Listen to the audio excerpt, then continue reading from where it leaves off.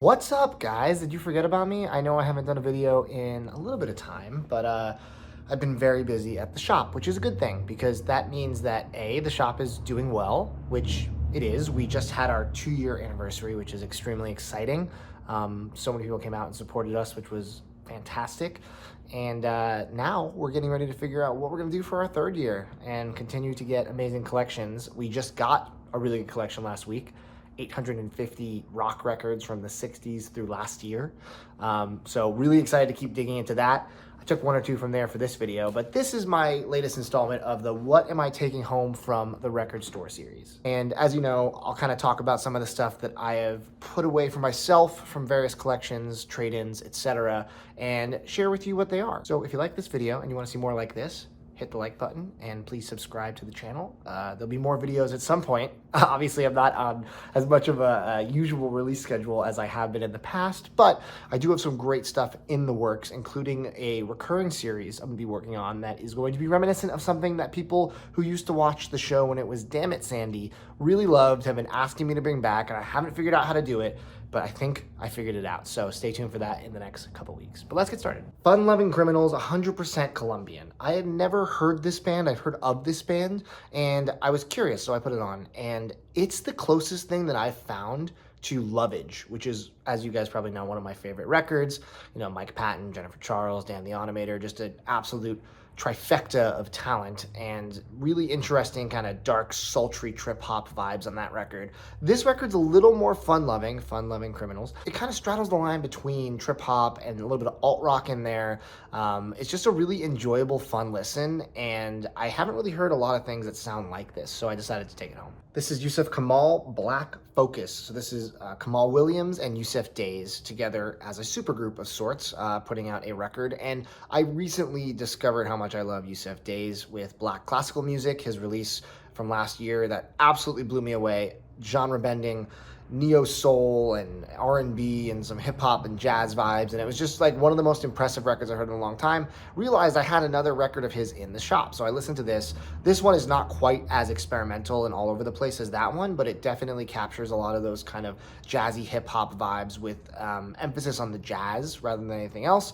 It is kind of like a beat tape, but definitely less beat and more jazz. I think it's great. Another one that the jacket has seen better days, but I decided to keep it because the disc plays surprisingly well. I would say it plays very close to VG+. This is Soul Makossa by Manu Dibango. It's a jazzy, funky record that has some Afrobeat influence at times. Just a really, really enjoyable listen. And normally copies of this, especially I think early presses, I'm not sure if it's had a repress, are very hard to find, especially clean ones. So I will take a beat up jacket. This one is a recent surprise. This is Ambar Lucid. I don't know if it's Amber or Ambar. I said Ambar because that's how it's spelled. Garden of Lucid. This is a really interesting indie pop record that is a little genre bending as well. It kind of reminded me at times of some of Billie Eilish's stuff, which I thought was interesting because there aren't a ton of pop artists that I would really compare to her. She's kind of in her own lane in a lot of ways, but this record in particular evoked that, and I do think that what makes this album more textured and interesting is that she sings in both Spanish and English, kind of alternating song to song, even within songs. I just gave this a listen because I loved the album art. It looks like a video game almost, and I was very curious, and it blew me away. I thought it was great. 2 recommendations from my boy Jeff over at Music History. Music History is one of my favorite record shops in town. They opened, I don't know, 6 months after we did.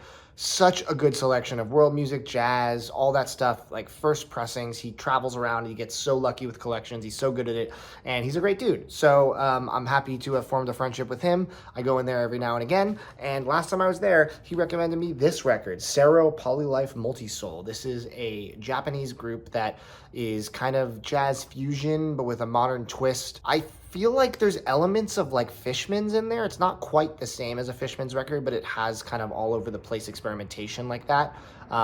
Really interesting record. I really liked it front to back, and I kind of just bought it on a whim. I trusted him, and it did not let me down. Another one that he recommended me and said I had to get, this is Ray Barreto Lacuna. You got Tito Puente, you got Charlie Palmieri, Joe Farrell, Tropia's on here, Steve Gadd, so it's a pretty stacked lineup, and this is a really, really fun Latin jazz record that definitely differentiates itself from a lot of the Latin jazz I've been listening to in the shop, just that comes through. definitely worth your ear. I don't know how I've never listened to the Cowboy Junkies before. I've heard of them, obviously, but this is their second record, the Trinity Sessions. And after my favorite band, The National, name-checked them in one of their songs from one of their songs that they put out last year, I was like, okay, I gotta really spend some time with these guys and see why they're talking about them. And this album is hauntingly beautiful. It's singer-songwritery with a country lean to it. There's some really good covers on here, including Sweet Jane by Velvet Underground, and a really interesting rendition of Blue Moon, which is one of my favorite standards. Just really, really kind of like dark and moody and atmospheric, and just excellent music front to back, and I'm really stoked to have this MOV pressing that sounds excellent. Curtis Mayfield is somebody I obviously have started to love as his records come through the shop, and I've taken home Roots and Self-Titled, and of course Superfly, which is my favorite. This record is one that I never heard before. The art is wild on it, and this is Sweet Exorcist, another just absolute smash from Mr. Mayfield. 1974, the best era for music like this, you know, kind of soulful, funky, really, really good stuff, and I was very stoked to add this to the collection. And these are my friends in Tiny Stills. If you don't remember, Kaylin from Tiny Stills was on this channel many years ago, and she talked about her record collection, and she also played TMR Fest, if any of you were there in LA, which was very gracious of her. And Tiny Stills just rolled through town, and I saw them live. Their new album, this one, We Really Felt Something, is fantastic tour de force of emo-tinged power pop, some great gang vocals in there, just really good feel-good songs that are lyrically dense and also really catchy. So I was stoked to grab a copy, and they signed it for me, which is rad. As you know, I am still dipping my feet in the jazz pool, and Chet Baker is someone who is winning me over. I mean, I'm really enjoying a lot of the ones I've heard from him. You Can't Go Home Again is a very beautiful listen that I was impressed with myself that I was able to love on first listen. A lot of these jazz records, they take time to click for me, but this one really, really liked it right off the bat. And then we have Q-Tip, Amplified. Q-Tip is obviously one of the founding members of A Tribe Called Quest, one of my favorite MCs, definitely someone that I always have interest when there's a feature on any record, and Amplified is one of his solo records. There aren't enough Q-Tip solo records in my opinion, but we're lucky we have the ones we do, and Amplified is one that you don't see in shops very often. This is, I think, the only copy we've ever had at the shop, and I decided to take it home because it is just a great record front to back. I'm gonna quickly show off this one because this is a Too Many Records release in collaboration with Northwest Metalworks and the gentleman from Lipstick. Lipstick is like a glam metal hard rock band from early 80s in Seattle. They didn't have like a huge following at the time, but they had a cult following, and they never had any album on vinyl. James from Northwest Metalworks really wanted to change that. So this is a amalgamation of a bunch of their recorded singles, some live stuff, some demos, and it's a really nice kind of time capsule of a band that didn't quite get as big as they should have, but they're really, really good. If you like Motley Crue and Y&T and that kind of stuff, you would definitely love Lipstick. This is the Too Many Records exclusive splatter variant. As you guys know, that's kind of what I do with all my releases, and we still have some copies of this available. So if you are interested in a copy, it's on the TMR Big Cartel, or just hit me up and I will hook you up. So reach out if you want one. They are numbered out of 100, and you got to keep that TMR collection complete. If you don't have this one, it's time to add it to the collection. I'm going to be collaborating with James again this year on a release that is even more high profile than this. I just kind of teased it on my Instagram, but I'll be doing a whole video about that release soon. And Dylan from Noble Records is involved as well. So it's a kind of a big deal, and I'm very, very excited to give you guys some more info. I had a repress, but I now have an original press of Melissa, Merciful Fate. Merciful Fate is one of my favorite metal bands, especially from the 80s. Merciful Fate is one of my favorite metal bands, especially from the 80s, and I have a giant Merciful Fate poster right there staring me in the face in the store every day. Melissa is my favorite of their albums, and I got lucky in a collection to grab a very clean, nice copy. Very, very excited about this. So now I can chuck the repress and stick to this one. Another cool one to find in the collection, this is April March, Paris in April. April March is a very talented French pop artist, doing some classics on the second side and some originals on the first side. Just beautiful voice, beautiful songwriter, and does some great renditions. This is pretty difficult to find, so I was really excited to grab it. There's a couple more of her records I'm looking for, but they will come eventually. This record right here, I am so sorry to everybody who watches this channel. It took me 35 years to listen to this album.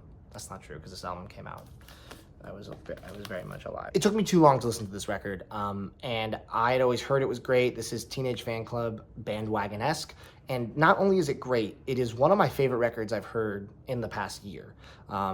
Just extremely well done, kind of alt-rock, power pop stuff that is so catchy and so fun to listen to. So much emotion in the right way without being overbearing, and just every single song on here is basically perfect. It is honestly in contention for becoming one of my favorite albums the more time I spend with it, I'm sure. So very, very excited to add this to my collection. This is the ORG pressing, and it is on white vinyl, which is super rad. So good. Now I need to track down the Ben Gibbard cover version of this that Turntable Kitchen did, which is Ben Gibbard of Death Cab covering this entire record. Wild. Finally got my copy of Funkadelic Maggot Brain original press VG Plus.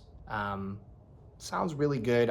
I will say every version I've heard of this has a little bit of crackle on the opening track, Maggot Brain, which is the magnum opus of the album probably.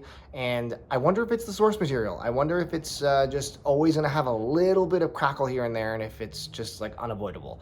I'm not sure. If you know, leave a comment below. But yes, one of my favorite records, and I finally tracked down an OG. As you guys know, this was on my records I want to get list for years that I never really achieved, but now that I own a store, came through. Whether you say Samhain or you say Samhain, it doesn't really matter. This band just rocks. This is a Glenn Danzig project, and this is November Coming Fire. I found this. This was actually, I'm kind of lying to you, this wasn't in the store. I got this at the Austin Record Show, but I figured I'd just throw it in this video. Amazing kind of punky death rock record, very hard to find. Most versions of this record, as far as I know, in the first track have a locked groove that's kind of built into it. I've read that there are some early copies that don't have it. I'm very confused about the lore and mythos about this. This one does have the locked groove, which is kind of annoying, but it's kind of cool because the way it catches the groove, it's very demonic and dark, which is fitting with the album. But if you guys know the detail about why that is, and if there are actual early pressings that don't have it, I'd love to hear. White label promo of Herbie Hancock, Man-Child. Love me some Herbie, especially funky Herbie. And this record is one I was not familiar with till it came through the shop. It is Herbie at one of his funkiest. 1975, just amazing, amazing album front to back, and probably my favorite Herbie Hancock outside of Headhunters that I've heard. So super cool, glad to get the white label. And then we have Probot. This is I don't know if it's a supergroup per se, but this is a Dave Grohl side project, and it is basically his version of a metal record where he wanted to collaborate with a ton of his favorite vocalists. I mean, you have the vocalist from Venom, you have Lemmy from Motorhead, you have King Diamond's on here. Basically every single person on here is a famous metal vocalist, and each track has a different one featured. Super cool record, kind of hard to find, and I just think it's an excellent project. Great concept and great execution. Super underrated, more modern shoegaze band. This is LSD and the Search for God. This is just an EP they did. It's only 5 songs, but it is very hard to find the original. They did a repress recently, and that sold out basically instantaneously, so fast that I couldn't even grab a copy in time. It sold out on me. I saw these guys open for Panchico, I think a year ago here in Portland, and thought they were amazing live. Also really like all the recorded stuff. They didn't have this at the merch booth, but we got a collection that had this in it, so I had to take it home. Recently saw the movie for the first time and loved it. La Planète Sauvage, aka Fantastic Planet. And this is an amazing French art film that is super trippy and really dark thematically, and kind of a slow burn and all over the place. And it's the music is part of the reason as to why it is so damn good. This is a score that I think you can listen to with or without the context, and it's just excellent, kind of spooky, minimalist, groovy. Everything about it is great. So really stoked to finally add this to the collection. And then check this out. This is Thousand Knives Of by Ryuichi Sakamoto, with the obi strip intact. This is one of Ryuichi's earliest records, very synth pop heavy with emphasis on experimentation. Some of these songs are just absolute classic bangers, and some of them are kind of out there, but overall this is one of my favorite front to back Ryuichi projects, with a couple weird parts that are hard to get into, but the good definitely outweighs the bad. Very, very happy to add this to the collection. Then we have Joni Mitchell Blue. I know it's not a crazy rare record to find, but I will say clean copies very rarely come through when copies do come through, which is also fairly rare. So really, really happy to finally add a very, very clean copy to my collection, although I think I still prefer Hajira. This one was a weird trade-in. This was like a bootleg of some kind that's just a bunch of punk and hip-hop mashups. So, I mean, you get stuff like Dead Prez and Sex Pistols, and Eminem and The Clash, and Tupac and X. You got Nas and The Adolescents. It's a really interesting combination of things that shouldn't work, but it kind of does, so I had to take it off. I love me some Thin Lizzy, but for some reason, I never really listened to Vagabonds of the Western World, and I think this might dethrone Jailbreak as my favorite Thin Lizzy record. I think this is some of their best songwriting, some of their catchiest, crunchiest riffs, and I thought this was a really, really good listen, enough that I definitely wanted to take this copy that isn't perfect, you know. I think it's probably straddling VG, VG+, depending on the song, but for now, I'm very happy with this. Fumio Miyashita, this is Journey to Space. A really, really interesting ambient record from 1984.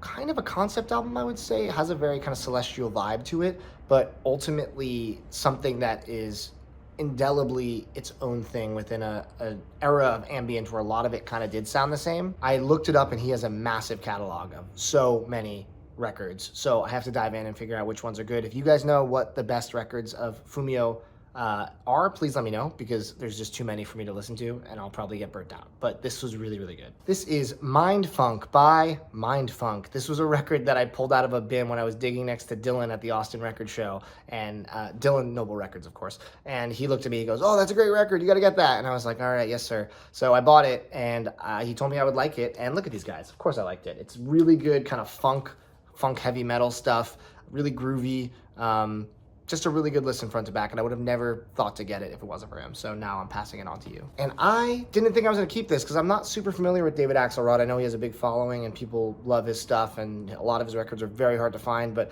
this is Heavy Axe, and I was like, you know what, I'm going to give this one a shot. I'm going to listen to it before putting it in the store, and I was shocked at how much I loved it. It is pure jazz funk in its finest form, and I thought this was a front to back really, really good listen.